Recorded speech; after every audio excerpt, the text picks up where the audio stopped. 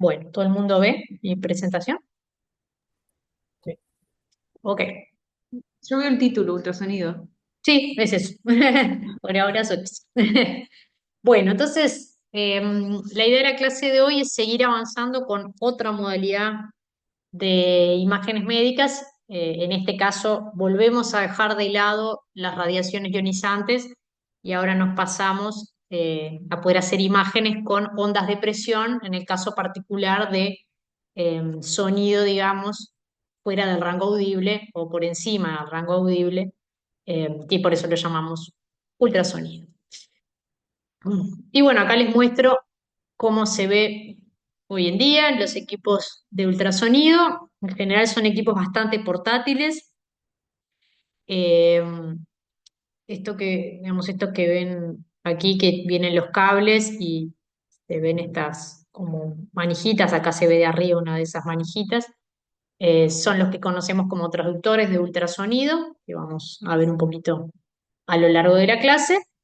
Y bueno, la consola que tiene un montón de prestaciones, y acá como ven el gel de ultrasonido, que es un material acoplante entre el tejido y el transductor.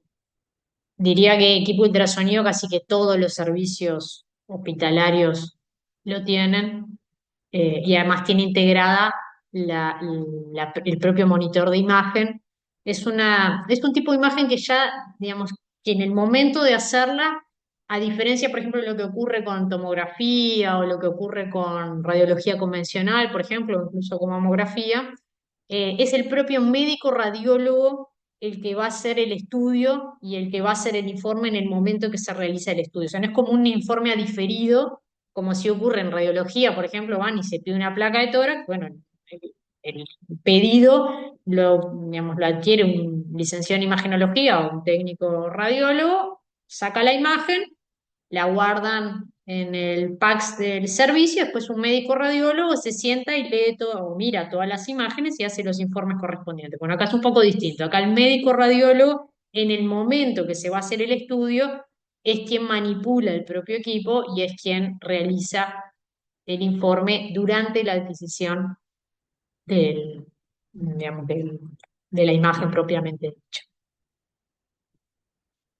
Y bueno, lo usual, para los que alguna vez hicieron un estudio ecográfico, es ver lo que se conoce como el modo B. Acá les muestro un ejemplo de un modo B de una paciente embarazada, pero también podemos tener un modo adicional que es el modo Doppler, que también vamos a hablar de ello más adelante, que suele estar superpuesto a la imagen modo B. O sea, las imágenes modo B se ven en escala de grises, como es lo usual, digamos, pero superpuesto se puede poner una escala de colores para dar información, por ejemplo, sobre el flujo sanguíneo, eh, porque se quiere evaluar algún tipo de patología en particular. Bueno, eso sería, por ejemplo, el módulo. Y bueno, como les decía, cuando estamos hablando de imágenes por ultrasonido, estamos usando el sonido como agente físico para interactuar con el tejido y generar, digamos, como consecuencia de esa interacción, la posibilidad de adquirir imágenes médicas, y estamos hablando de ultrasonido cuando trabajamos con ondas de sonido, con ondas de presión que están por encima de 20 kilohertz. O sea, eso es lo que se entiende como ultrasonido. Y bueno, un poco, bueno, acá en la escala estoy representando lo mismo, o sea, el rango que se conoce como ultrasonido, y simplemente para recordar, por aquí, que, digamos, las ondas de presión, que son las que vamos a utilizar para generar las imágenes, bueno, cumplen con ecuación de onda, y en la ecuación de onda la velocidad de propagación es un parámetro importante que de hecho lo vamos a tener muy en cuenta para la generación de imágenes médicas, y de hecho vamos a hacer una suposición, que es que todos los tejidos que se encuentran dentro del organismo, los cuales queremos visualizar, la velocidad de propagación del sonido en los tejidos vale siempre lo mismo, cosa que no es estrictamente cierta, pero eso es una suposición que se hace para adquirir las imágenes. Y bueno, la velocidad de propagación, evidentemente, digamos, se puede escribir como la longitud de onda por la frecuencia de la onda que estamos utilizando. Un parámetro importante que vamos también a tener en cuenta a la hora de generar imágenes médicas usando ondas de presión es la impedancia acústica del medio, y la impedancia acústica se obtiene como el producto de la densidad del medio por la velocidad de propagación del sonido en el medio, y de hecho lo que vamos a ver es que en general las imágenes de ultrasonido son imágenes esencialmente por la reflexión de diferencias de impedancia acústica que hay entre los distintos medios. Eso es lo que estamos viendo, o sea, cuando hay un cambio de impedancia acústica en el medio, vamos a obtener información y la vamos a poder utilizar para generar una imagen. Y por otro lado, bueno, la intensidad asociada a la sonda de sonido la podemos calcular en función de la presión y en función de la impedancia acústica. Bueno, si vemos las distintas velocidades de propagación del sonido en los distintos materiales, acá como ven, puse algunos materiales que evidentemente no forman parte del cuerpo, pero si miramos en el caso particular del agua, nosotros somos esencialmente un 75-80% de agua en el cuerpo, y la velocidad de propagación del sonido en agua es 1540 metros por segundo, y este valor es el que se suele utilizar para poder generar imágenes por ultrasonido. Sin embargo, si miramos otros elementos que componen el tejido que estamos queriendo visualizar, tenemos la grasa, el cerebro, hígado, riñones, no, liver, y spleen, hígado y liver. Ay, mi inglés se trancó. Bueno, riñones, sangre, músculo, ojos, huesos. Fíjense que esencialmente los tejidos blandos tienen un valor muy similar a la velocidad de propagación del sonido en agua, o sea que es bastante, podríamos decir, lógico, razonable elegir como valor representativo de la velocidad de propagación del sonido 1540, donde sí es un poco distinto es en el caso de la presencia de huesos. Y vamos a ver que en realidad ultrasonido para visualizar tejido óseo no se utiliza. O sea, principalmente el ultrasonido se usa para visualizar tejidos blandos. Y por eso, esto que les mencionaba por acá, que el valor medio o el valor promedio de la velocidad de propagación que se asume para la generación de imágenes médicas por ultrasonido es 1540 metros por segundo. Bien, entonces repasemos rápidamente algunos conceptos de la física ondulatoria que los vamos a utilizar para la adquisición de imágenes por Se ultrasonido. cortó esa Uy, parte de Carolina. Quedaste perdón, como así de nuevo. quedé congelada. Hasta el 1540 del valor promedio de velocidad, ¿me escucharon? Ok, Sí, bien. Estoy en la red de facultad y cableada, debería funcionar bárbaro. Pero, bueno. Les decía entonces, vamos a hacer un repaso rapidito del, digamos, cuando estamos en mecánica ondulatoria, podríamos decir, como es el caso, bueno, fenómenos que son importantes y que van a ser fundamentales para la adquisición de imágenes médicas por ultrasonido, que es el fenómeno de reflexión y el fenómeno de transmisión. Acá lo que les muestro es como el caso genérico, ¿no? De tener dos medios, que en este caso están representados por diferentes densidades, velocidades de propagación y, evidentemente, entonces, impedancias acústicas distintas. Y bueno, supongamos que tenemos la normal a la interfase entre esos dos medios y tenemos una onda que incide, en este caso un frente de onda plano con una cierta amplitud. Lo que sabemos de la mecánica es que parte de esa onda va a atravesar el medio, se va a transmitir, y parte de esa onda se va a reflejar. Y en particular, digamos, con lo que es conocido por todos seguramente, lo que son las leyes de Snell, el ángulo de incidencia y el ángulo de reflexión, perdón, coinciden, y el ángulo con el que se va a transmitir la onda desde el medio 1 hasta el medio 2 cumple esta relación con las velocidades de propagación. Les comento esto más allá que lo que vamos a ver es que otra suposición que se hace con las imágenes de ultrasonido es que la incidencia es perpendicular a la interfase entre los medios. O sea, de hecho, el no considerar que hay una incidencia angulada, o que pueda haber una incidencia angulada de las ondas de ultrasonido con la interfase, nos puede generar, por ejemplo, artefactos en las imágenes. O sea que la suposición que se hace en la adquisición de las imágenes es que hay una incidencia normal de las de ultrasonido hacia la interfase que separa los medios. Bien, si simplemente definimos el coeficiente de reflexión como la intensidad de la onda que se refleja dividido la intensidad de la onda que incide y se hacen un poquitito de cuentas, se puede demostrar que el coeficiente de reflexión tiene esta expresión que depende de las impedancias acústicas del medio 1 y del medio 2 y de los ángulos de incidencia y de reflexión. En el caso particular de incidencia normal, digamos, simplemente desaparecen esos cosenos y nos queda una relación de las impedancias acústicas netas puramente. Y en el caso de la transmisión, bueno, lo mismo. El coeficiente de transmisión va a ser el cociente entre la intensidad de la onda que se transmite dividido la intensidad de la onda que va a incidir. Bueno, se puede demostrar que tiene esta expresión y de vuelta, en el caso de incidencia normal, estos cosenos desaparecen y me queda simplemente una relación que depende de las impedancias acústicas de los dos medios en cuestión.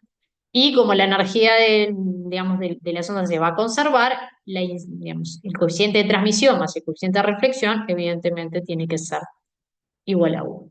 Y si evaluamos, digamos, la intensidad relativa, podríamos decir, porque una cosa que no les mencioné es que las imágenes están en una escala de grises y a su vez están en una escala logarítmica, o sea, los tonos de grises se comprimen para poder visualizar en una misma imagen en el entorno de 200 tonos de grises distintos, una imagen 8 bits, que se acuerdan que ya hablamos de tono, el ojo no puede visualizar a la vez demasiados tonos de gris, no es sensible a más de 200 tonos de gris a la vez, entonces, bueno, en general lo que se hace es una compresión de la imagen.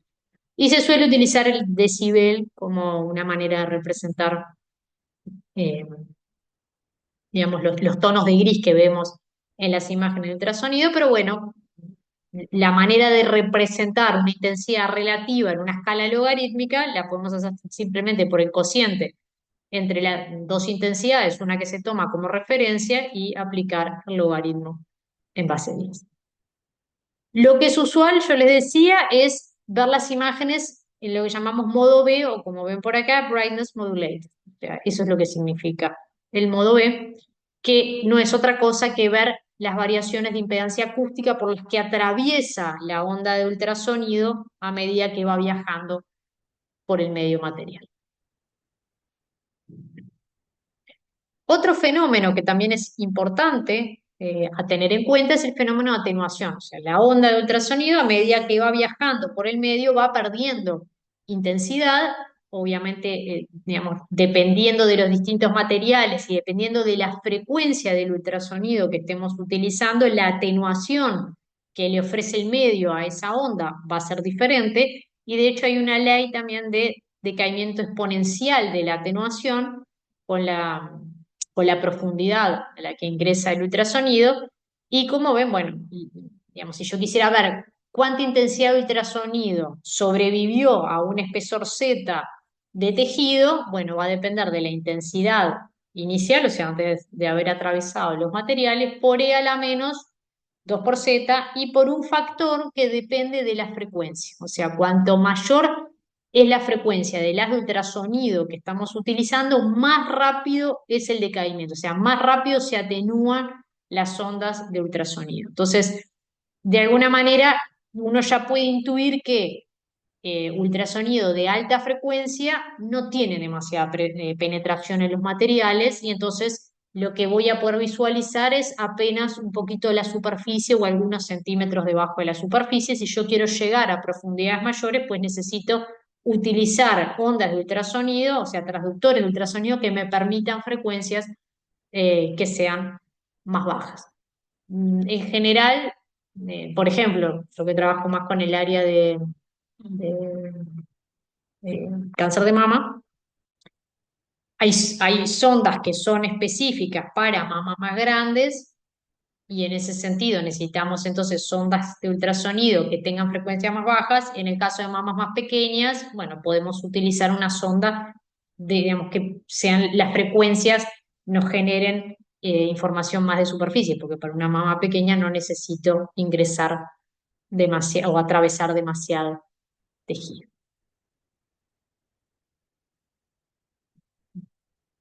Y bueno, aquí les muestro por un lado, recordando simplemente la velocidad de propagación del ultrasonido en los distintos medios, las densidades de los distintos medios, o sea que a partir de aquí podríamos calcular las impedancias acústicas de los distintos materiales que va a atravesar el ultrasonido, y este coeficiente alfa que les mencionaba anteriormente que hace mención a la atenuación. Fíjense que es un coeficiente que en este caso está definido para 1 MHz de ultrasonido, y bueno, está dado en decibeles por centímetro. Y aquí lo que les mencionaba, ¿no? Cuanto menor es la frecuencia del ultrasonido que esté utilizando o del transductor de ultrasonido que esté utilizando, pues mayor será la profundidad que puedo alcanzar a visualizar. O sea, ultrasonidos de alta frecuencia en general me dan imágenes de superficie, porque no puedo seguir visualizando zonas de mayor profundidad.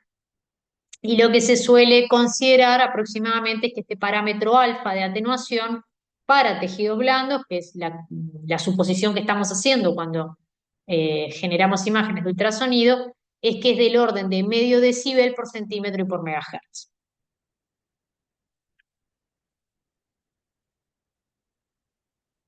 Bueno, distintos procesos que puede sufrir la onda ultrasónica o la onda de presión, reflexión, lo que ya hablábamos, ¿no? Reflexión, refracción, absorción. Esto lo vamos a ver un poquitito después, pero es, bueno, tiene que ver también con cuál es la longitud de onda del ultrasonido que estamos utilizando y cuál es el tamaño típico de los objetos que estamos visualizando. Y en general, cuando la longitud de onda es grande, digamos, no estamos viendo las características microscópicas de los objetos, sino que estamos viendo más bien macroscópicamente. Ya si digamos, la longitud de onda todavía mayor, pero del orden de los objetos que estamos visualizando, entran en juego otro tipo de procesos físicos como el scattering, que ya es de alguna manera visualizar estructuras pequeñas, que eso, de hecho, el scattering, si lo voy a mostrar más adelante, pero todo el mundo debe haber visto imágenes de ecografía que tienen como una especie de moteadito, como un granulado de puntitos superpuestos a las imágenes. Bueno, eso tiene que ver justamente con ver las estructuras digamos, de los tejidos, o sea, como si uno viera hacia el interior del tejido, o sea, si uno pudiera visualizar las estructuras, las fibras que componen a los tejidos. Bueno, en general el ultrasonido tiene la capacidad de hacer scattering con esas microestructuras del propio material. Y bueno, pues la difusión, como vemos por aquí. ¿Qué es lo fundamental para poder generar ondas de ultrasonido que se utiliza en el ámbito clínico? La consideración de los transductores piezoeléctricos. O sea, un transductor, como ven por acá, es un material.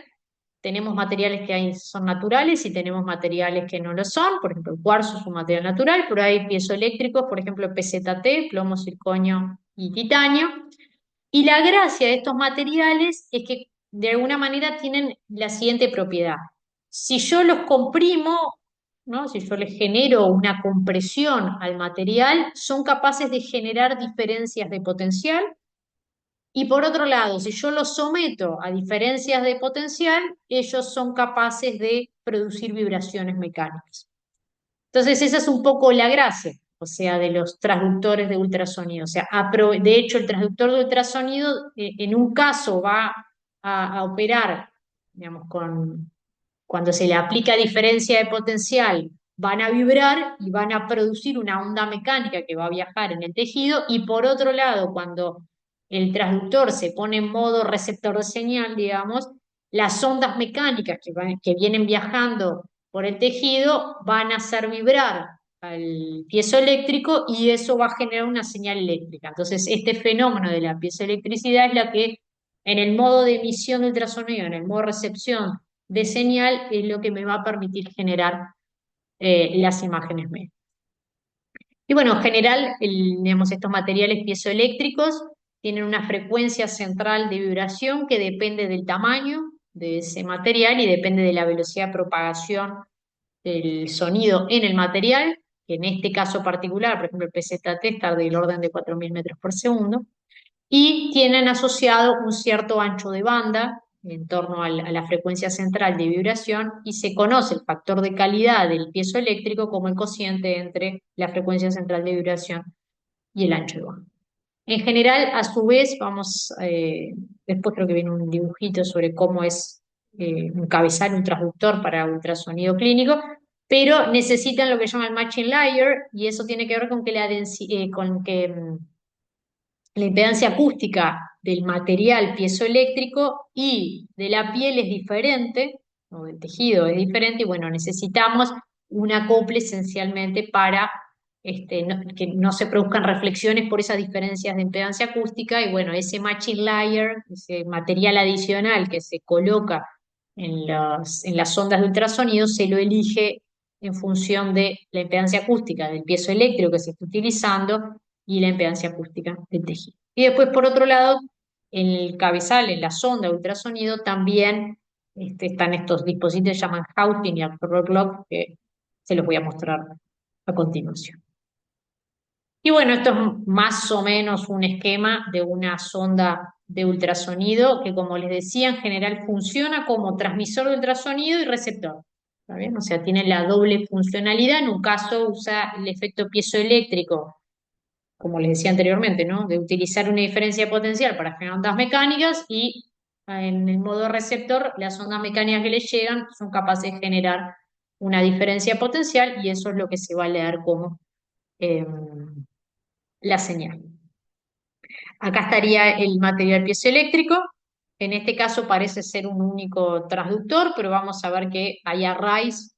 O sea, lo que se usa generalmente en la clínica no es un único piezoeléctrico, sino pequeños materiales piezoeléctricos todos en un tándem, digamos, para poder tener resolución espacial, si no, no podríamos generar resolución. Y aquí está el matching layer que les decía, ese material que se utiliza como acople para que no haya reflexiones por diferencias de impedancia acústica entre el material piezoeléctrico y la piel.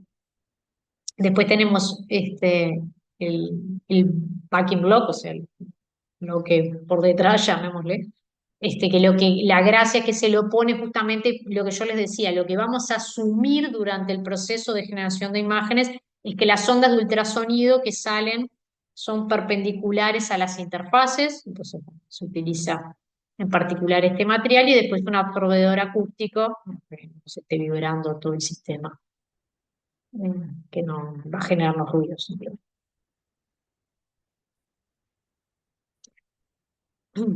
Bueno, este concepto sí es importante, o sea, acá lo que les estoy mostrando es el caso particular de dos piezoeléctricos que tienen una misma frecuencia central, pero diferente ancho de banda, ¿no? El factor de calidad que les mostraba anteriormente. De vuelta, esto es como ver el dominio temporal, digamos, y el dominio de la frecuencia, ¿no? Entonces, cuanto más angosto o cuanto más estrecho es mi espectro de frecuencia vinculado al ultrasonido, temporalmente hablando, esa onda de presión tiene una longitud, o más que temporalmente, espacialmente hablando, perdón, tiene una longitud que es mucho mayor que si tengo un ancho de banda más grande en el dominio de la frecuencia, tendría un pulsito espacial de la onda ultrasonido más corto, y esto tiene mucho que ver con la capacidad de resolución espacial que tiene el ultrasonido cuando viaja en los medios materiales. O sea, lo ideal en principio para poder tener mejor resolución axial, y por dirección axial entendemos la dirección en la que está viajando, ingresando el ultrasonido desde el transductor hacia el tejido, bueno, se logra una mejor resolución en esa dirección cuando el pulsito, digamos, está más acotado espacialmente. No voy a hacer un curso de acústica física, sino que simplemente les les estoy mostrando en el caso particular de un transductor monoelemento, o sea, un único piezoeléctrico que tenga un cierto diámetro de, si uno hace las cuentas, lo que puede ver es que el haz de ultrasonido, o sea, el haz de las ondas de presión, tiene una estructura que depende de qué región o de a qué distancia estemos evaluando la intensidad de ese haz de ultrasonido con respecto a la cara del piezoeléctrico. Entonces tenemos una zona que llamamos de campo cercano, tenemos una zona que se llama de Fresnel y tenemos una zona que se llama de Fraunhofer. En general, la distancia, o sea, desde el transductor hacia la zona de Fresnel, depende del diámetro del transductor y depende de la longitud de onda del ultrasonido que estemos utilizando. Y como ven, acá hay una zona donde el haz de ultrasonido, digamos, tiene bastantes oscilaciones, no es una zona muy útil, o no es una zona útil, mejor dicho, para generar imágenes. O sea, en general, la zona de campo cercano no se utiliza para generar las imágenes de ultrasonido. O sea, muy cerquita del transductor se ve mal. Esencialmente.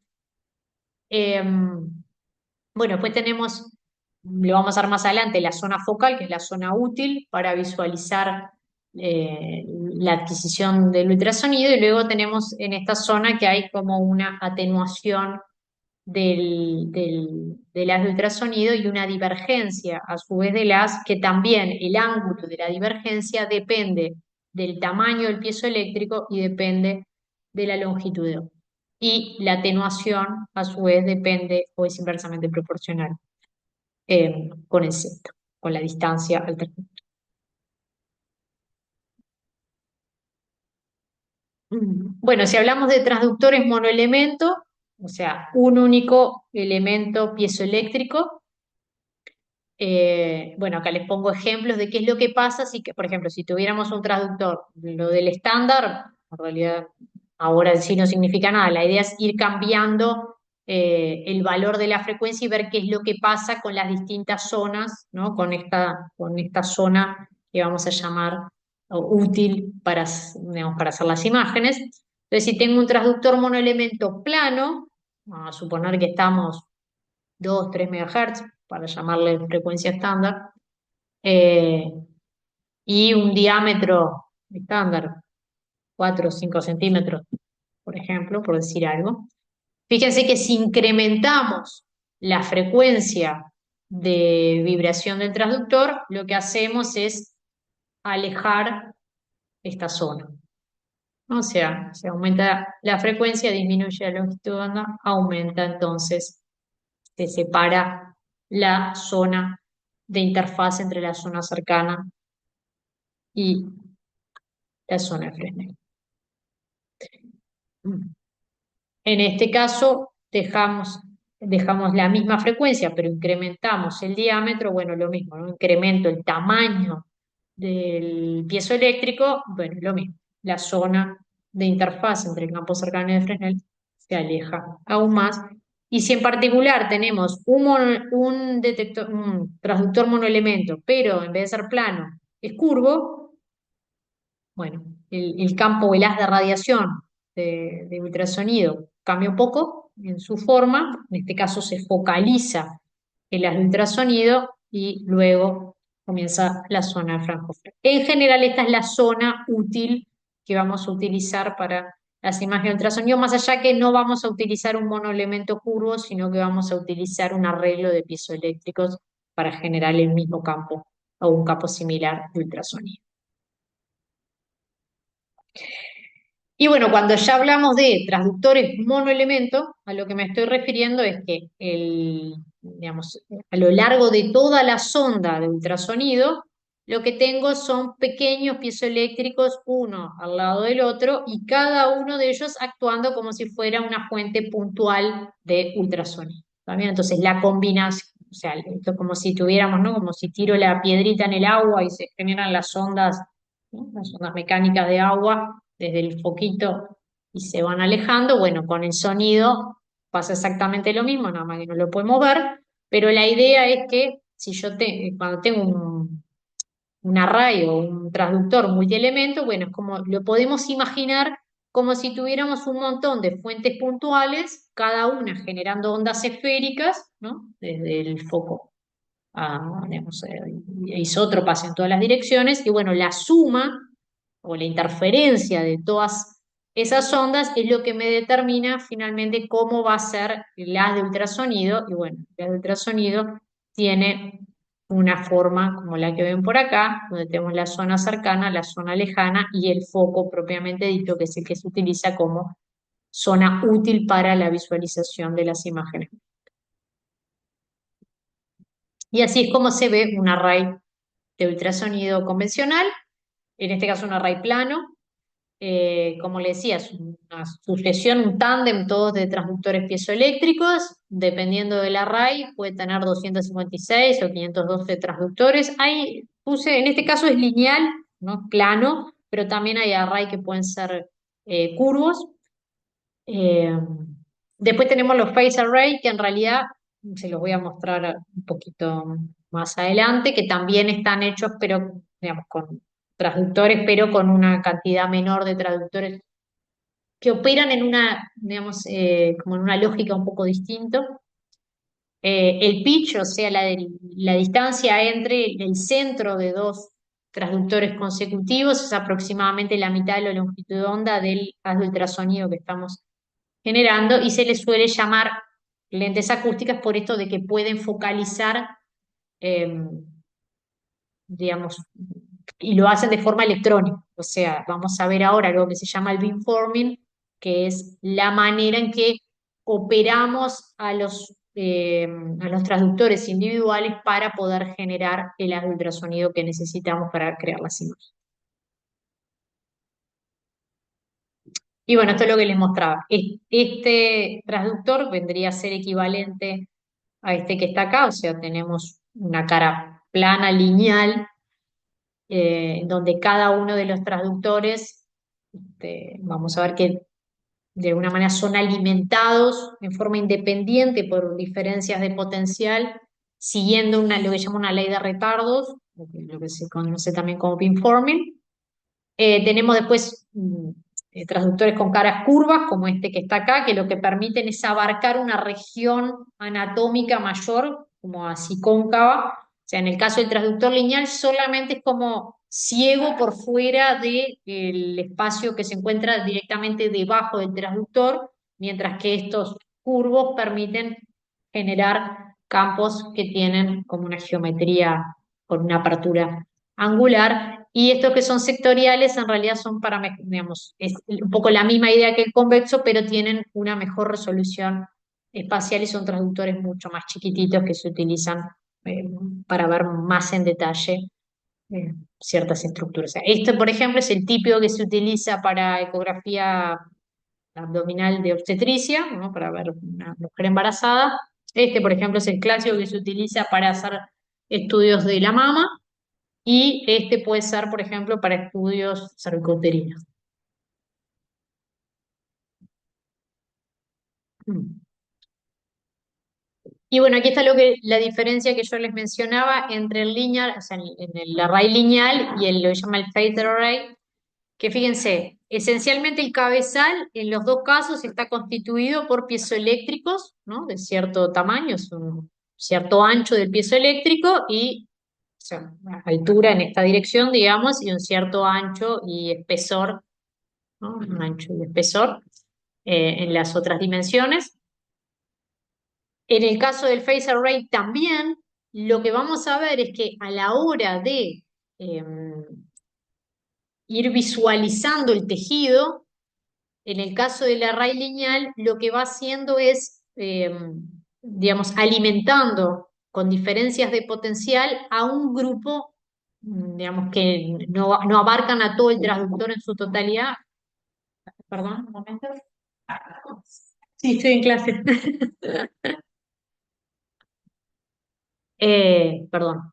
Les decía entonces, en el caso del array lineal, un grupo pequeño de los transductores piezoeléctricos están alimentados por diferencias de potencial, y lo que vamos haciendo es ir generando haces de ultrasonido que van barriendo el tejido como por pedacitos, mientras que en el caso del phase array, todos los todos los transductores a la vez son los que van a formar el haz de ultrasonido, pero simplemente colocando una ley de retardos adecuada, o sea, diferencias de potencial adecuadas entre los transductores individuales, vamos a ir barriendo la región de interés como, ¿no? Como en un barrio, o sea, como en un barrido angular del haz de radiación, del haz de ultrasonido a lo largo del tejido.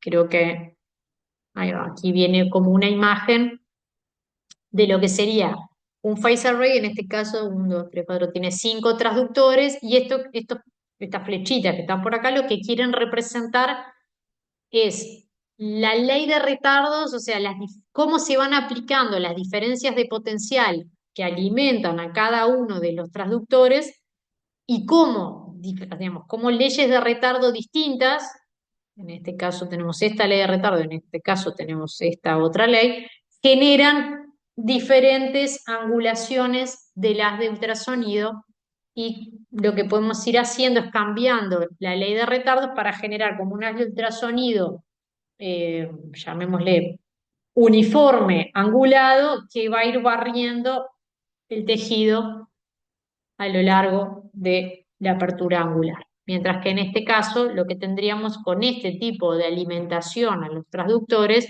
es como una netamente focalizada.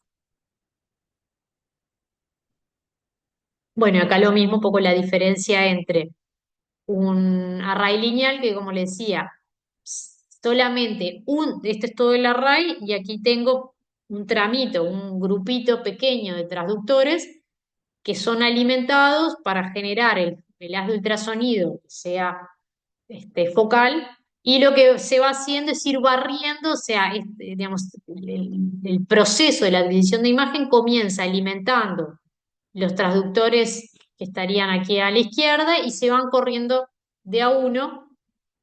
No se preocupen que después viene una imagen mejor que esto que estoy contando. Y lo que voy haciendo es barriendo el tejido simplemente por generar haces de ultrasonido focalizados que van barriendo la sección que quiero visualizar. Lo mismo en un array que sea cóncavo, ¿no? Pero de vuelta, la lógica de solamente utilizar en cada momento un pedacito distinto de los transductores para generar campos de ultrasonido e ir barriendo la región anatómica que me interesa. Y en el caso del phase array, de vuelta, todos los elementos son, digamos, se les aplica diferencias de potencial con ciertas características para ir barriendo la región anatómica de interés. O sea, son maneras diferentes de barrer el tejido que quiero visualizar. Y bueno, esto que les mencionaba, que se conoce como el beamforming, acá les estoy mostrando un transductor, cada uno de estos son elementos piezoeléctricos independientes, y cada uno de ellos es alimentado por una diferencia de potencial distinta con una ley de retardos diferente que permiten que cada uno de estos transductores, lo que les decía, ¿no? El concepto es se pone a vibrar como si fuera lo de la piedrita en el agua, generando las ondas acústicas, digamos, que se van desde el foco divergiendo en forma isótropa en todas las direcciones. Si yo realizo ese proceso, pero con diferencias de potencial retardadas entre unos y otros, bueno, lo que puedo lograr es que la interferencia de todas esas ondas de ultrasonido generadas por cada uno de estos focos puntuales o emisores puntuales del ultrasonido me generen un patrón de ultrasonido que tenga esta forma, como les mencionaba anteriormente, con una región o con una zona focal, que es donde vamos a poder visualizar el tejido que nos interesa y que se encuentra a una determinada distancia focal.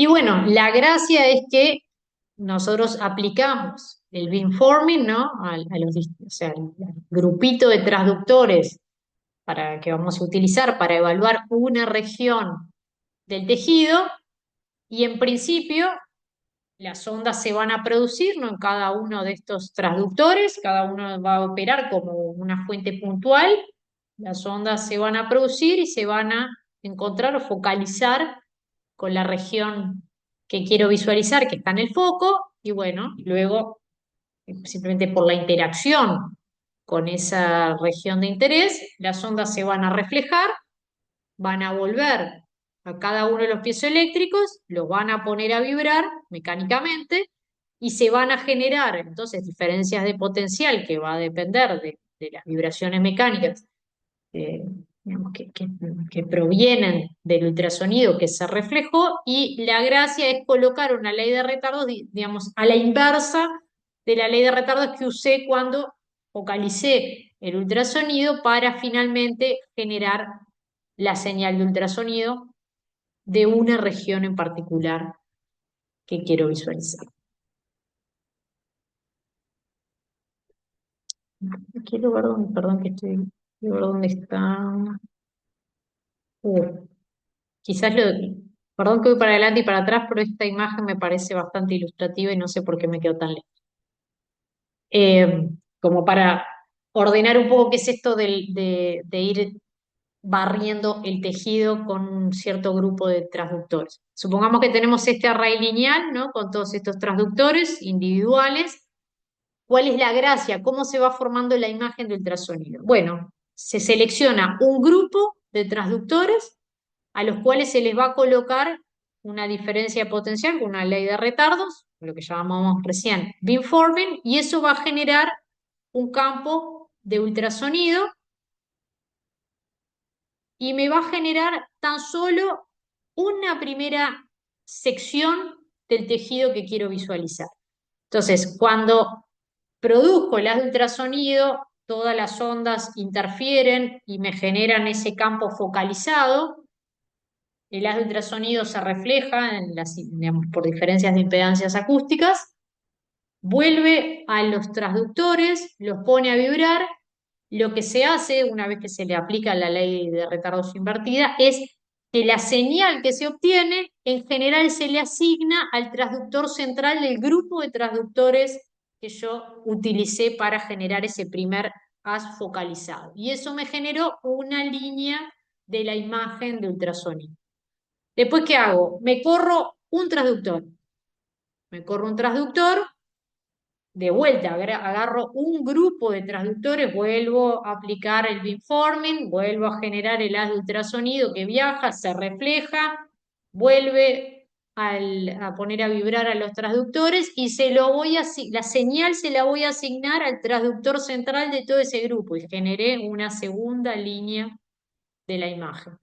Me corro uno y genero una tercera línea, me corro uno, o sea, la idea es, así es como se va obteniendo la imagen de ultrasonido. O sea, voy barriendo por pedacitos toda la región útil geométrica que está por debajo del array y así se va completando toda la imagen. Y en general esto se hace lo suficientemente rápido, o sea, generar cada uno de estos frames, ¿no? De este pedacito de imagen, podríamos decir, nos lleva el orden de 0,13 milisegundos y bueno, toda la imagen, taca, taca, taca, si tenemos, por ejemplo, una sonda que tenga 128 piezoeléctricos individuales, nos estaría demorando del orden de 17 milisegundos adquirir toda la imagen de la región que se encuentra por debajo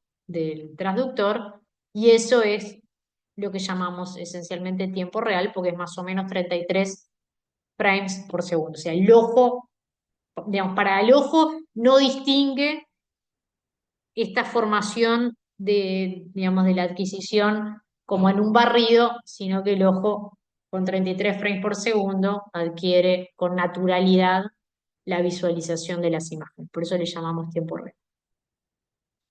Perdón que me fui así para adelante.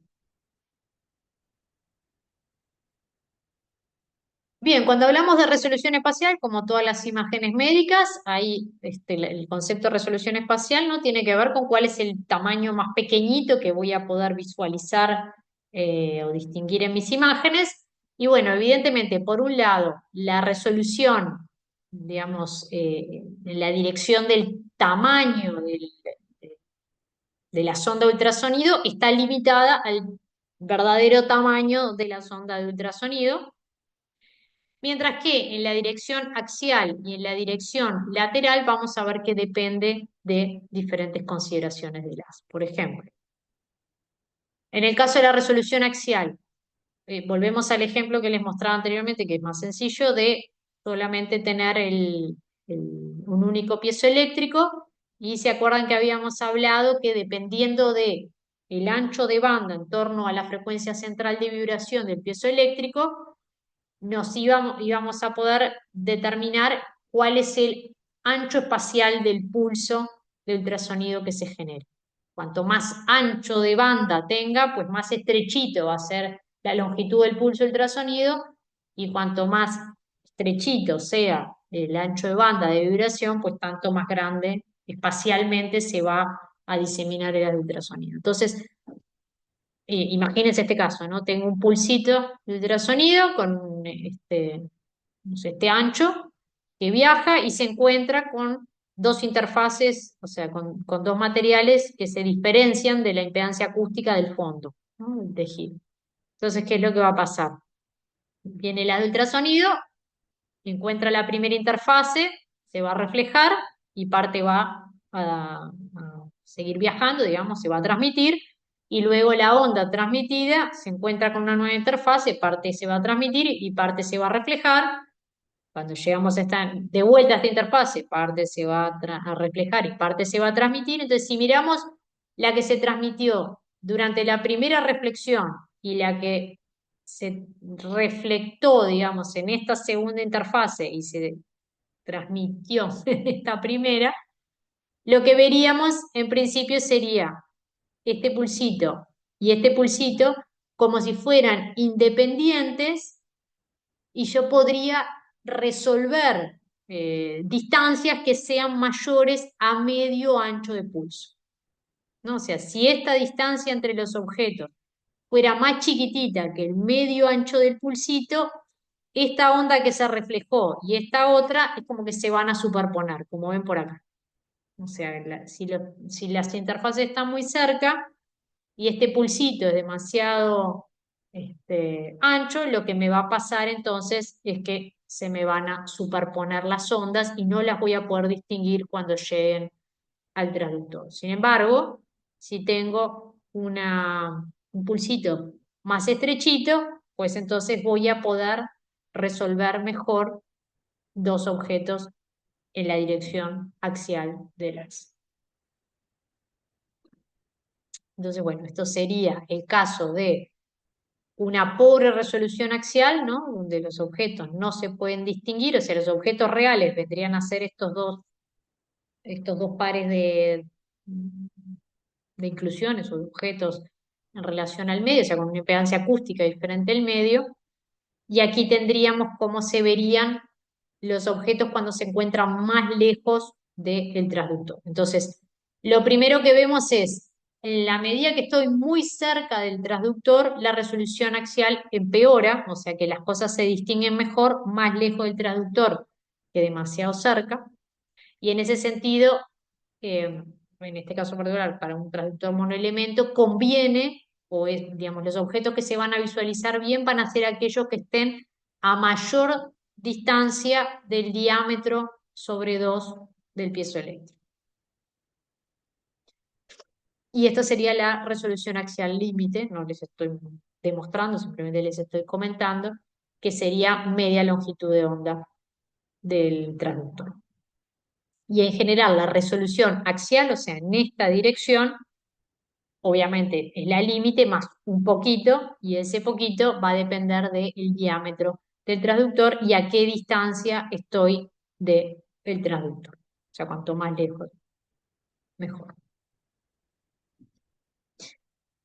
Por otro lado, también tenemos que tener en cuenta la resolución lateral, un poco lo que se ve acá, ¿no? Los puntos, fíjense, o los objetos son esferitas bien definidas, sin embargo, debido a la forma que tiene el ultrasonido, como que me los estira.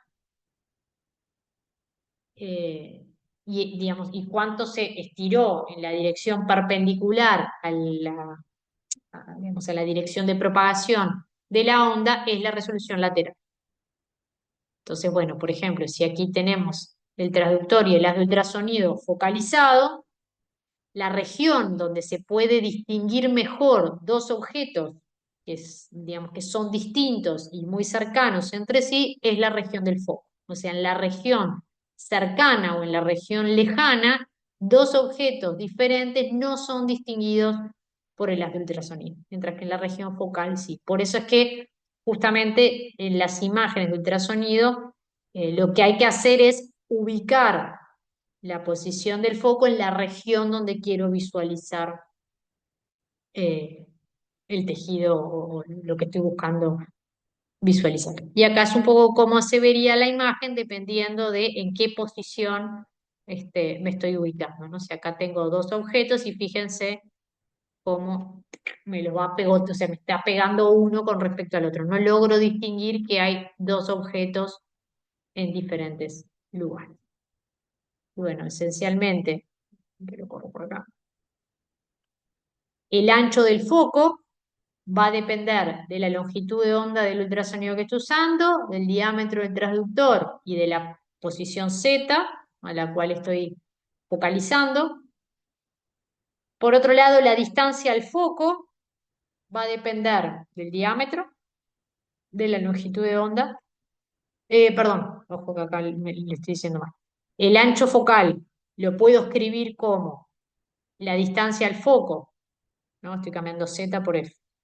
eh, Dividido por el diámetro del transductor y multiplicado por la longitud de onda. Y este número que está acá, F sobre D, es lo que se le suele llamar número F del transductor. ¿Está bien? O sea que el foco evidentemente depende de la longitud de onda o de la frecuencia que esté utilizando de ultrasonido y del tamaño de los transductores. O sea, por ejemplo, si estoy usando un multiarray, bueno, de cuántos transductores yo esté utilizando para generar el beamforming de focalización, bueno, eso me va a definir cuál va a ser el ancho de ese haz de ultrasonido que estoy generando. Eh, y bueno, y el ancho del foco, o sea, esencialmente qué tamaño de ultrasonido es útil para visualizar los objetos y que no me ocurra lo que pasa aquí arriba o aquí abajo, de que no distingo dos objetos que están muy próximos uno de otro, eso sería este ancho delta Z, va a depender de ese número F y va a depender también de la longitud de onda del transductor.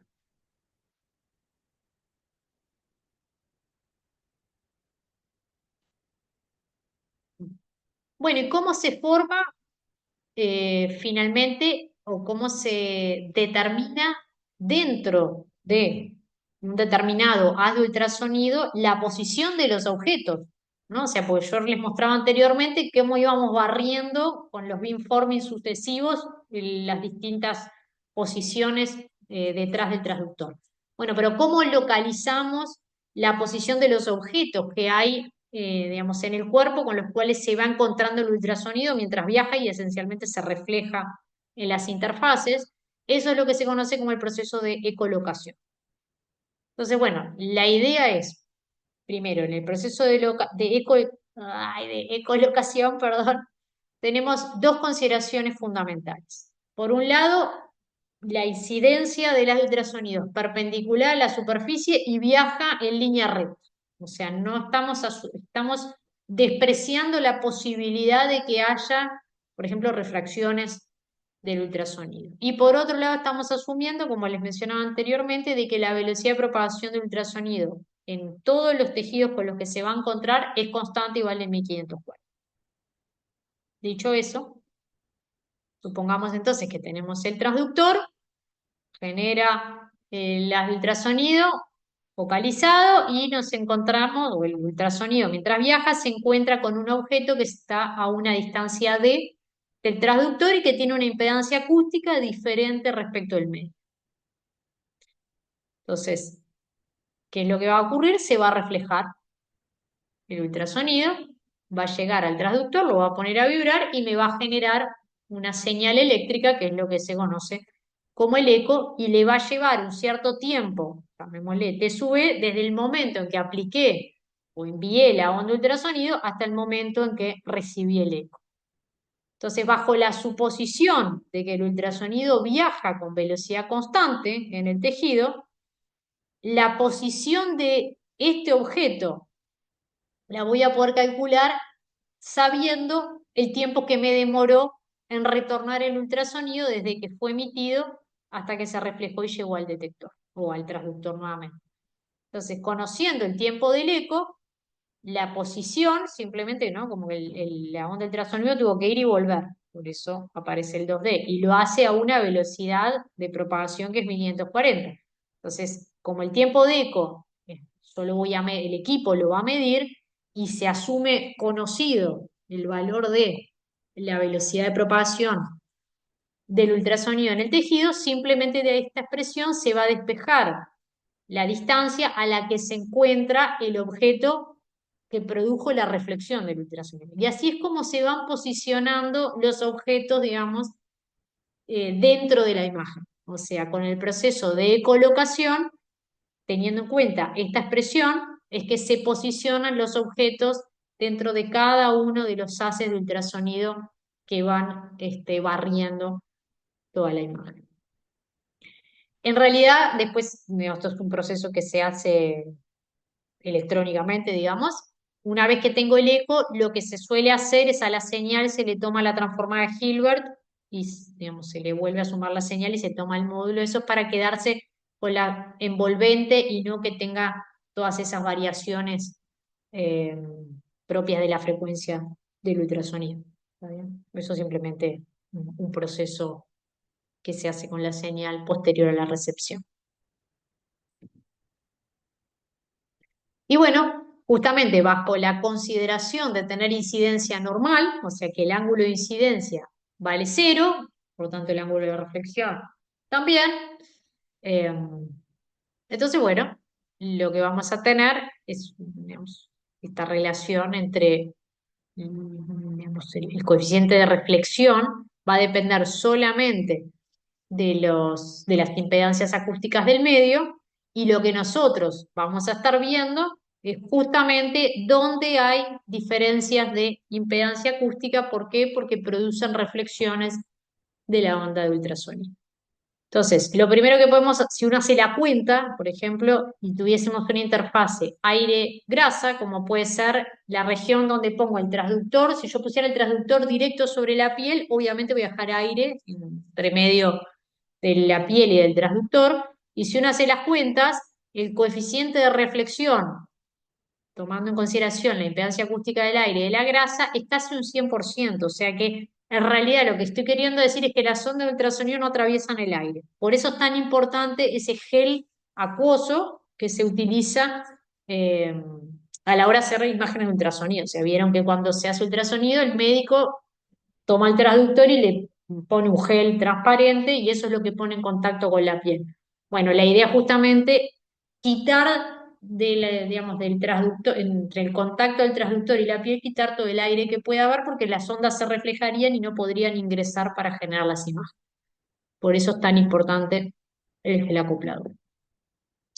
Por otro lado, si hiciéramos esta cuenta para la interfase músculo-hueso, eh, bueno, lo que vemos es que hay quizás la palabra no es que es imposible, pero digamos, el coeficiente de reflexión es muy grande, o sea, al ultrasonido le cuesta bastante atravesar los huesos, ¿no? Entonces, además de que se van a atenuar las ondas de ultrasonido también. Entonces, en general, por eso el ultrasonido, por ejemplo, a nivel cerebral no se utiliza, porque habría que atravesar la capa de hueso, ¿no? que tenemos en el cerebro. Entonces, en general se utiliza en zonas donde hay tejido blando y evitando regiones donde el hueso puede interferir de manera de que no atraviese el ultrasonido hacia la región de interés.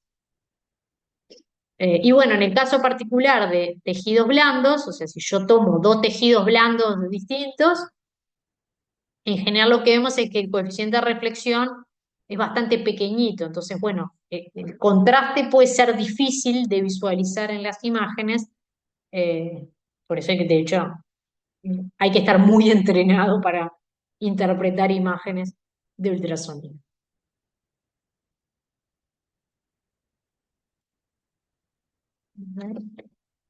¿Qué hora estamos? Porque sí, si les parece, necesito hacer un break rapidito y retomamos en 5 minutos.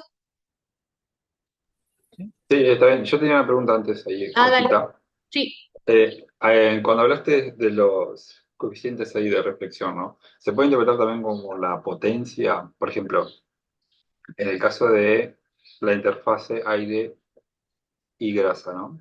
Mm, Si vos no usas el gel, que prácticamente casi el 100% de esa onda acústica se refleja. O sea, sí. la intensidad prácticamente. Yo pensando un poco en el ejercicio, por ejemplo, el 3 que planteas, Sí. de viaja el ultrasonido, pues se encuentra una interfase ahí, A ver, para que músculo-grasa. no me acuerdo cuál es el 3. Igual lo pienso, pero yo porque quería preguntarte eso. La Y intensidad después lo del vemos. ultrasonido, 3 MHz, ingresa en tejido blando con esta potencia. Supongo que 4 centímetros hay una interfase músculo-grasa. Te Ah, pide músculo-grasa. O sea, no, no es aire. la intensidad eh, del eco, digamos. Ujú. Ahí es jugar un poco con la ecuación de intensidad y potencia, pues tenés puedes calcular Exacto. la impedancia. Y después el tiempo de eco recién lo viste. Sí. Está. Eh,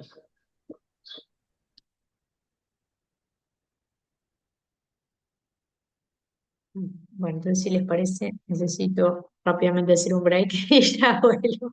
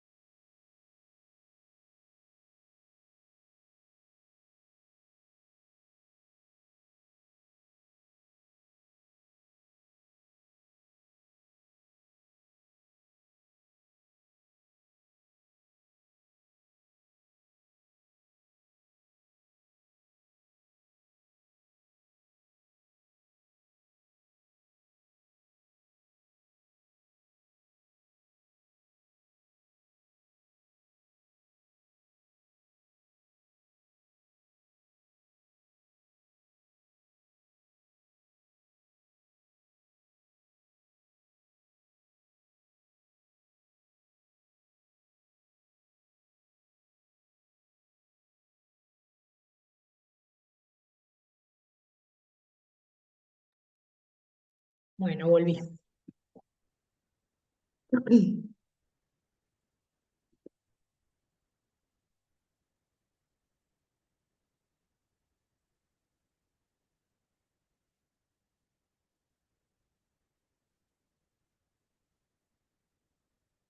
Bueno, entonces veamos un poquito la diferencia digamos, de modalidades que podemos tener con la adquisición de ultrasonido, más allá que, como les decía, lo convencional es ver imágenes en modo B, o sea, en tonos de gris. Pero bueno, acá lo que les muestro es, supongamos que tenemos el transductor, tenemos una, digamos, un medio con impedancia acústica Z1, un medio con impedancia acústica Z2, un medio con impedancia acústica Z3, otro con Z4 y bueno, viene la onda de ultrasonido. Bueno, acá habría otra, o sea, acá tengo aire y acá comienza Z1, ¿no? Entonces, bueno, viene la onda de ultrasonido del transductor, va a haber una primera reflexión de la onda por la diferencia de impedancias. Entonces, lo que va a esa onda a hacer es reflejarse, va a llegar al transductor y va a producir una señal con una determinada amplitud. Entonces, lo que llamamos modo A justamente es como ver la señal que recibe el transductor. En realidad esta señal ya se le hizo la envolvente, lo que les mencionaba recién con lo de la transformada de Hilbert. Pero bueno, si yo viera la señal como una amplitud, es lo que conocemos como el modo A. Si yo lo viera esto mismo en tonos de gris, le estaría representando el modo B.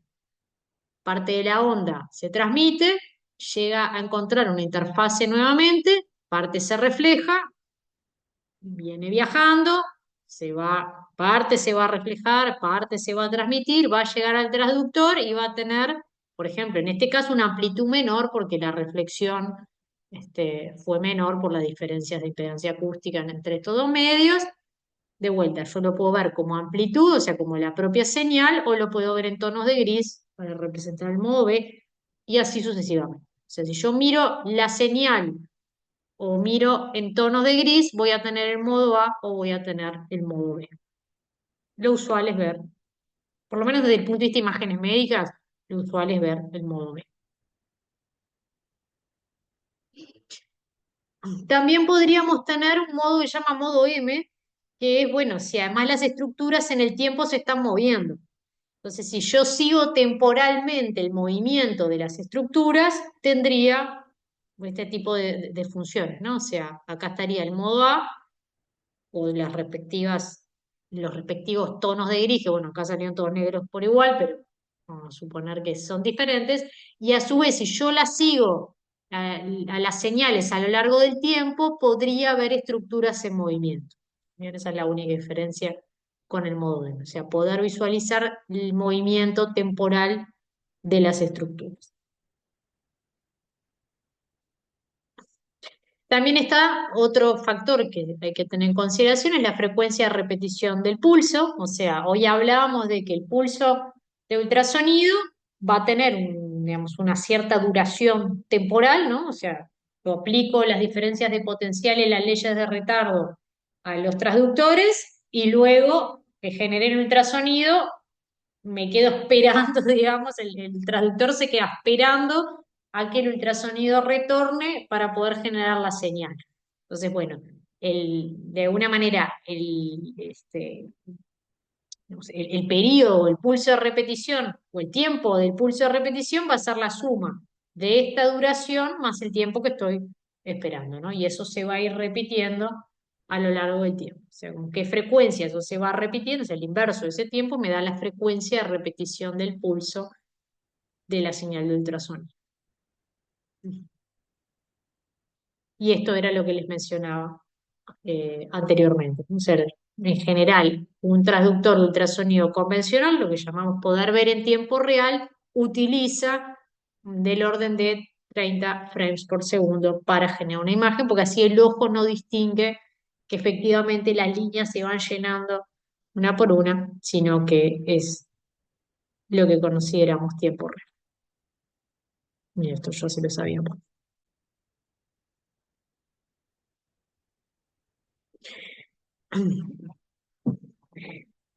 Una cosa interesante también es, bueno, ok, yo quiero que sea en tiempo real, o sea, yo necesito adquirir imágenes con estos frames por segundo, ¿no? Porque si no, la cosa se vería muy lenta y al ojo le molestaría y al médico también. Pero bueno, si vemos de qué depende, sí, de qué factores depende el tiempo que me va a insumir generar un frame. Y bueno, ¿se acuerdan que yo les dije que para generar o para visualizar adecuadamente los objetos, lo ideal es que estén en el foco? O sea, los objetos que se resuelven bien lateralmente y axialmente son los que están en el foco. Ahora, evidentemente, yo puedo querer visualizar objetos que, ¿no? Cuando hago una, por ejemplo, una ecografía abdominal.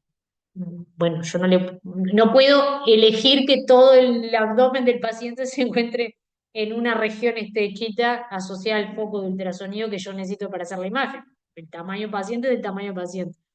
Entonces, bueno, lo que uno puede hacer es focalizar en distintas profundidades en forma independiente para generar una imagen, podríamos decir, compuesta con esas focalizaciones a distinta profundidad. Entonces, ay, dependiendo de cuántos focos yo necesite hacer para poder barrer toda la profundidad que necesito, según el paciente y el tipo de estudio que estoy visualizando, bueno, tanto más tiempo me va a llevar a hacer el frame. No es lo mismo que refocalizar en un punto que en cuatro.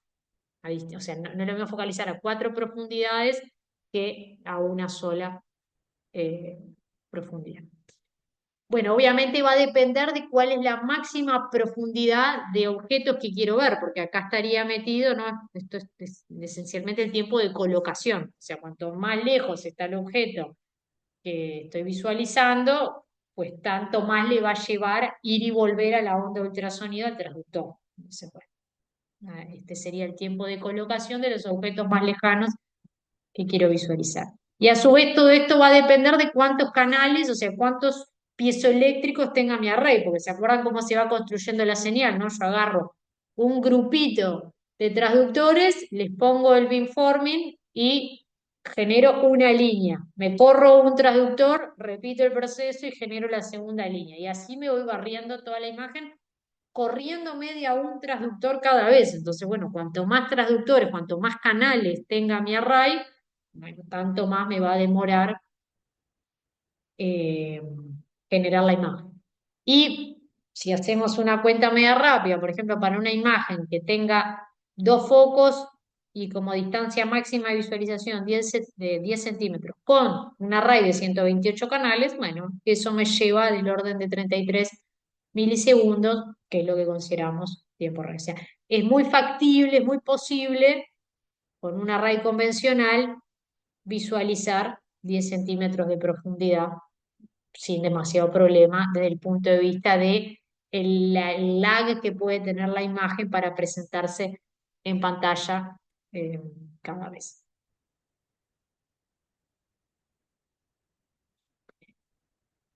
Bien, otra cosa que hay que tener en cuenta es lo que se llama el TGC, el Time Gate Compensation. Que bueno, si recuerdan, yo les había mencionado que el ultrasonido, a medida que ingresan los materiales, se va atenuando y obviamente la atenuación dependía de la frecuencia central de las de ultrasonido que estoy utilizando. Y lo que no tiene sentido es que yo cada vez vea más oscuro, digamos, y mi señal, o sea, mi modo A de la imagen cada vez sea más pequeño solo porque estoy perdiendo información por la propia atenuación y no porque haya una verdadera diferencia de impedancia acústica. Entonces, lo que se hace electrónicamente es compensar esa pérdida de atenuación exponencial que es propia del ultrasonido cuando va viajando por los materiales, ¿no? Entonces, por ejemplo, acá les muestro, tengo el transductor generando el ultrasonido, a medida que va viajando, en principio el haz se va atenuando exponencialmente y puede no, o sea, este medio podría ser uniforme y el haz irse atenuando, no tiene ningún sentido. Entonces, la gracia es contrarrestar esa atenuación exponencial en forma analógica, en forma electrónica, aplicando ganancias simplemente a los traductores de manera de que digamos, las señales se mantengan en amplitud. ¿Está bien? Cosa de que si yo hago la envolvente de cada uno de estos pulsitos, bueno, no haya perdido intensidad de la señal simplemente porque el ultrasonido viajó en el medio. Entonces, esto sería una imagen, cómo se ve aplicando TGC y cómo sería una imagen si yo no hubiera aplicado TGC. Fíjense cómo se atenúa un montón los tonos de gris, y eso tiene que ver solo porque el ultrasonido se va atenuando mientras baja por los materiales. Y, o sea, no tiene que ver con, podría no haber ninguna, de hecho acá no hay ninguna interfase de impedancias acústicas. O sea, digamos, no es un producto de haber eh, reflejado parte del ultrasonido y lo que sigue viajando tiene una atenuación, tiene una intensidad más pequeña. Es simplemente por la propia atenuación del material que, digamos, que es producto de la interacción con los difusores pequeñitos que conforman microscópicamente el tejido. Entonces, bueno, la gracia es contrarrestar ese fenómeno en forma electrónica. Y eso es el TGC. Y bueno, si uno ve, digamos, completamente el proceso de adquisición de la señal, digamos, bueno, o sea, ya se emitió el ultrasonido, ya reflejó y llegó esta señal eh, al transductor, ¿no? Bueno, se la amplificó, se le hizo TGC, o sea, se le aplicó la corrección por atenuación. Después lo que se hace es una compresión logarítmica, lo que yo le decía, para poder representar una imagen en el orden de 8 bits, lo usual en las imágenes de ultrasonido, porque el ojo no tiene la capacidad de ver más al mismo tiempo tonos de gris. Entonces, bueno, se aplica una compresión logarítmica para comprimir la escala, y por eso las imágenes se las suele ver en unidades de decibeles. Se les aplica la transformada de Hilbert para generar o para quedarnos con, como ven los envelopes, o sea, este, sí, con el envelope de la señal. Luego se descarta lo que se asume que es ruido en la señal, o sea, todo lo que está por debajo de un cierto valor de decibel se asume que es ruido electrónico y entonces se lo quita, se lo sustrae de la señal y finalmente el modo A vinculado a todo este proceso después se lo transforma en tonos de gris y es lo que vemos como módulo.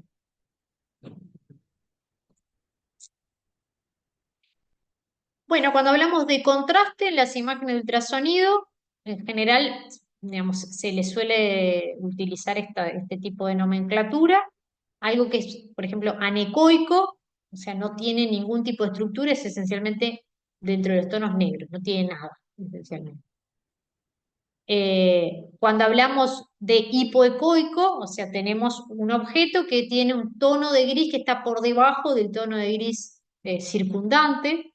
Isoecoico sería algo que tiene esencialmente el mismo tono de gris que la región circundante, e hiperecoico es algo que se ve como muy blanco, algo que los tonos de gris que presentan, digamos, superan o se distinguen muy bien de los tonos de gris del medio circundante.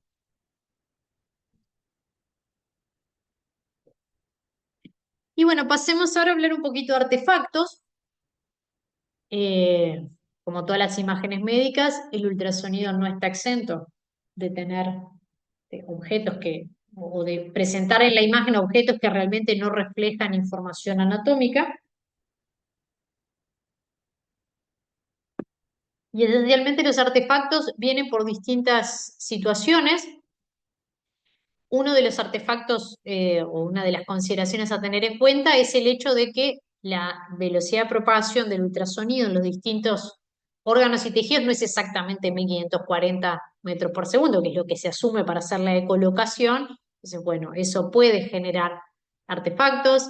El hecho de que se asume por defecto de que digamos, de que las de ultrasonido siempre inciden en forma perpendicular a las interfaces y que no se va a producir refracciones, bueno, eso no necesariamente tiene por qué ser cierto, sobre todo depende mucho también del posicionamiento de la sonda, ¿no? En relación a los tejidos.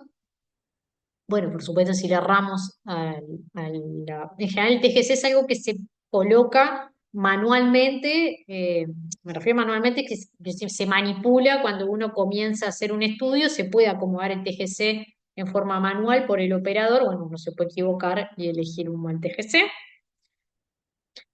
Eh, bueno, puede ocurrir que hayan, dependiendo de que tengamos objetos que sean muy atenuantes, por ejemplo, puede haberse, digamos, puede visualizarse sombreados o realces, igual no se preocupen que yo tengo imágenes para representar estos artefactos. Eh, el artefacto de reverberación, que les voy a mostrar la imagen, porque es más sencillo, el artefacto por lóbulos secundarios y lo que llamamos especle, que lo pongo como, ¿y eso es un artefacto? Bueno, tal vez es discutible considerarlo como artefacto. Bueno, acá por ejemplo les muestro dos situaciones. ¿Qué pasa cuando hay diferencia de velocidad y cuando hay incidencia oblicua? O sea, tengo el transductor. En principio yo estoy asumiendo que la velocidad de propagación en los distintos tejidos es exactamente la misma y eso puede no ser cierto. Entonces, bueno, cuando yo hago la ecolocación y en realidad me encuentro con un objeto que tiene una velocidad de propagación que es un poco distinta, digamos, en lo que yo estoy asumiendo, lo que voy a generar es como si hubieran cortes en las interfaces. O sea, lo que me puede pasar es como un error de posicionamiento de la interfase, porque en realidad la velocidad de propagación es un poco distinta de la que se está asumiendo.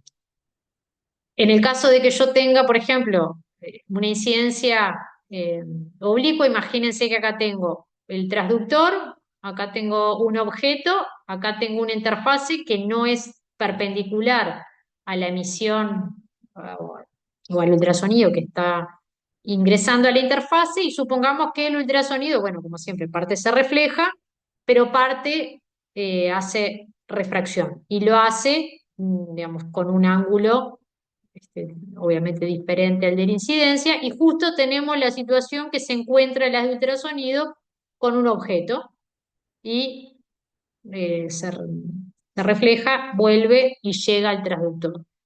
Como, digamos, toda la lógica está pensada en el supuesto de que las de ultrasonido viajan en línea recta, lo que yo voy a ver es que todo está en la misma línea. O sea, la manera en que se compone la imagen es como si todo estuviera debajo del transductor y en realidad pudo estar posicionado en una posición diferente, que no estuviera debajo directamente del láser. Bueno, en el caso de refracciones, sombreado o realce, eso tiene que ver con el hecho de tener, por ejemplo, acá tengo un fluido y supongamos que tengo una piedrita, ¿no? Como si fuera una arenilla, yo qué sé, o una piedrita en la vesícula o arenilla en el riñón, etcétera.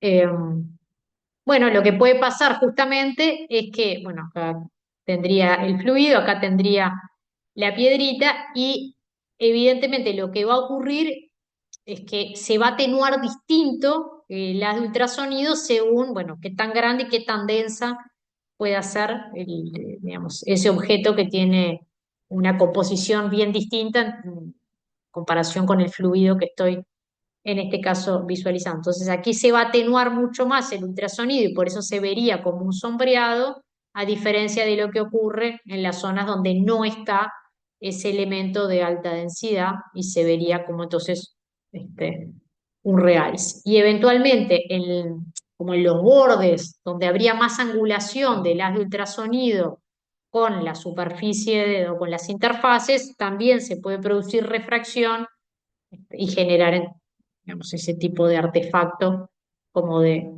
en torno a los bordes, como si fuera sombreados, donde se encuentra el borde de curvo de las interfaces.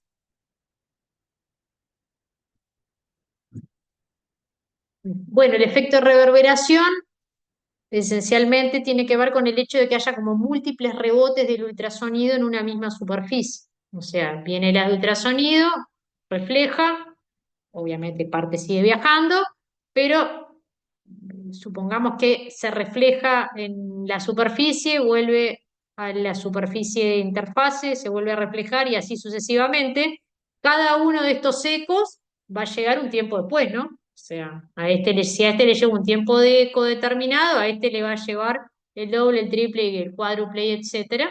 De manera que lo que yo vería como, digamos, como el tiempo de llegada del pulso reflejado me condiciona la posición de la interfase dentro de la imagen, lo que yo vería es como imágenes repetidas de la misma cosa, simplemente porque hay varias reflexiones del ultrasonido con respecto a esa superficie. Entonces, esta, como ven acá, esta sería la verdadera imagen y estas serían las reverberaciones de la imagen real.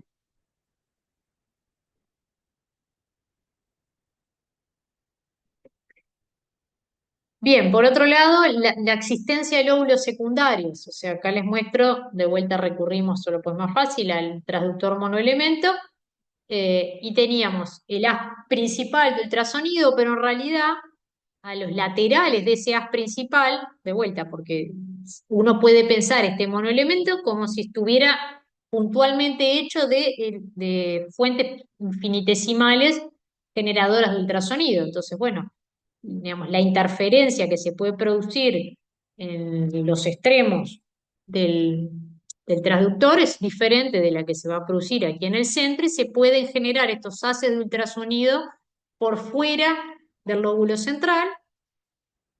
Acá pasaría lo mismo en este caso de un transductor lineal, simplemente estos serían los lóbulos. En este caso, este transductor lineal está operando en modo phase array, o sea, está usando, vieron que todos los traductores a la vez. Pasaría lo mismo también si usáramos el beamforming convencional.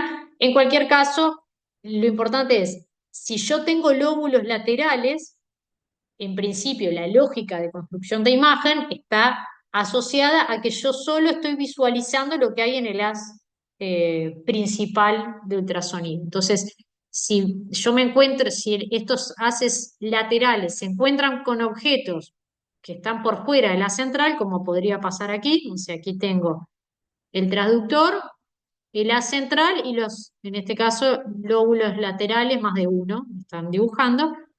Supongamos que tengo un objeto y supongamos que tengo este pequeño objeto por fuera de la central, pero que es susceptible de que los haces laterales incidan sobre él.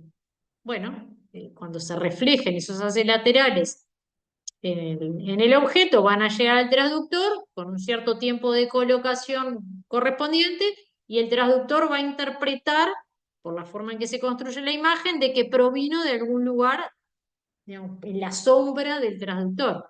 Entonces lo va a meter adentro de la imagen, donde sea que el tiempo de colocación me implique la posición correspondiente.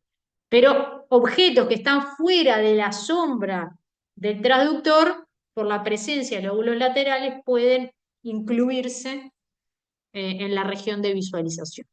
Entonces, ese es el artefacto por lóbulos secundarios.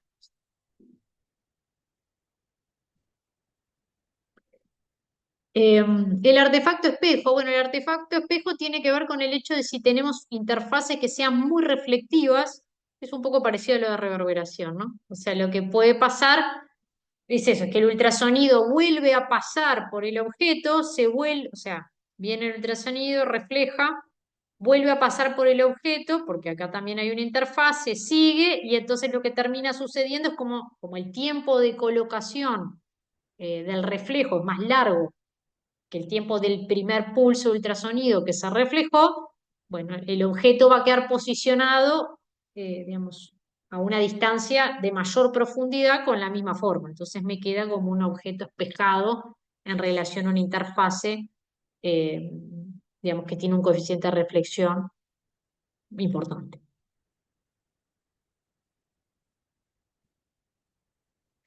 Y bueno, por último el especle, y el especle es lo que yo les decía, quizás considerarlo como un artefacto,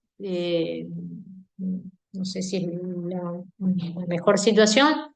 Durante mucho tiempo se trató de utilizar técnicas reductoras de especle, en el sentido que molestan bastante porque es esa estructura granulada, el moteadito que se ve como si fuera un ruido, la diferencia con el ruido electrónico es que si yo repito la misma imagen muchas veces, el ruido electrónico cambia, porque es un proceso aleatorio. Sin embargo, el especle justamente tiene que ver con la microestructura de los tejidos. Entonces, digamos, si yo le hago una imagen al mismo objeto siempre y imagínense que puedo sacarme de encima el ruido electrónico, esencialmente ese moteadito que aparece en las imágenes sería siempre igual, porque la microestructura del tejido es la microestructura del tejido, no va a cambiar. Entonces, bueno, la idea, en realidad esto del especle, digamos, lo que ocurre es porque se produce scatter en, digamos, en las microestructuras de los tejidos. Acá les muestro como un ejemplo de juguete, qué pasaría si yo tuviera un haz de ultrasonido que se encuentra con dos objetos de scatter, y fíjense cómo cambian los patrones del haz de ultrasonido y lo que ocurriría cuando me encuentro con muchos objetos capaces de producir scatter. Bueno, ese granuladito que ven en este ejemplo de juguete es todo este moteado que aparece por acá. Les decía esto, que durante mucho tiempo se probaron distintos algoritmos reductores de especle. Hoy en día el especle se utiliza, por ejemplo, para hacer elastografía. Entonces ya dejó de ser, llamémosle, un problema o un artefacto, por lo menos en el modo beta. Tal vez sí molesta, pero tiene utilidad, que es para poder hacer imágenes elastográficas, que es lo que vamos a ver el jueves. Y bueno, al igual que cualquier imagen médica, quizás con esto, sí, con esto termino y dejamos Doppler para la que viene, los equipos necesitan tener controles de calidad.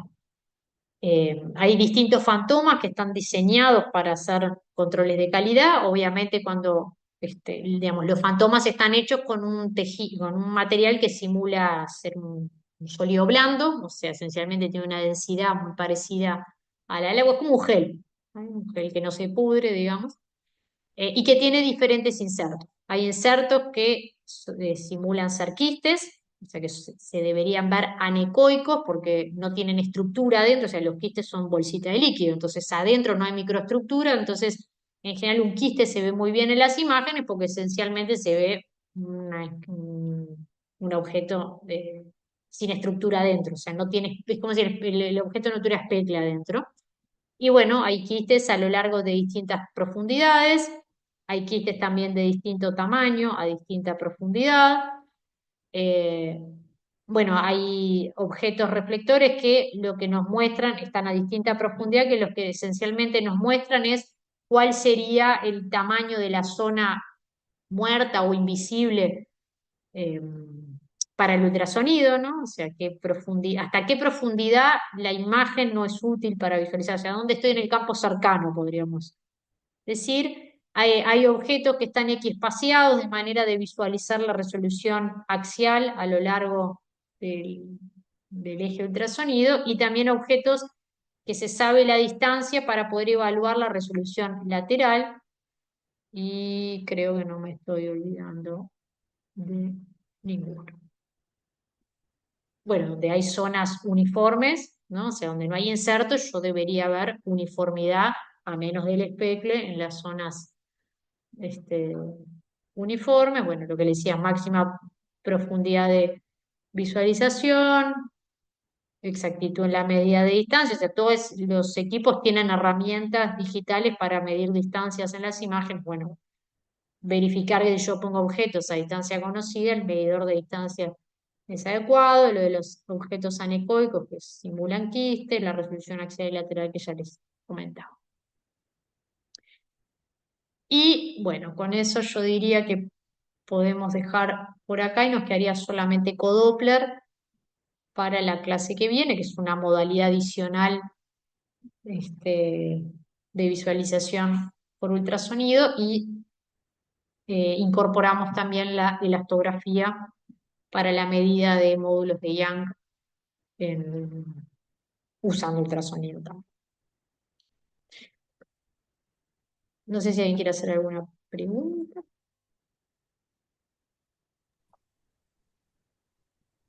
¿No?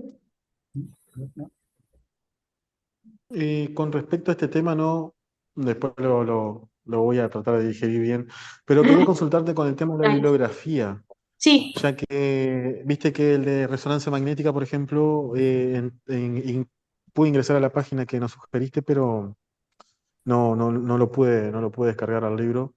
Y no sé si hay alguna bibliografía que podamos consultar sobre este tema también. bueno, este es el Y el momento. pasado, el de... Esperen que